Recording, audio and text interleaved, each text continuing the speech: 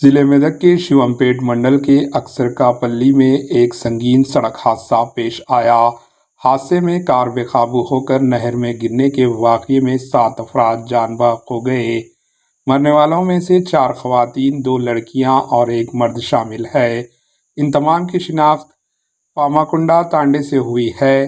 बताया जा रहा है कि सड़क पर गड्ढे होने की वजह से कार बेकाबू होकर पुल से टकरा गई, जिसके बाद कार ऊपर उड़कर साथ वाली नहर में जा गिरी। इस हादसे में 7 अफराद कार के साथ ही नहर में डूबकर मौके पर ही हलाक हो गए। Bureau report, AHN news.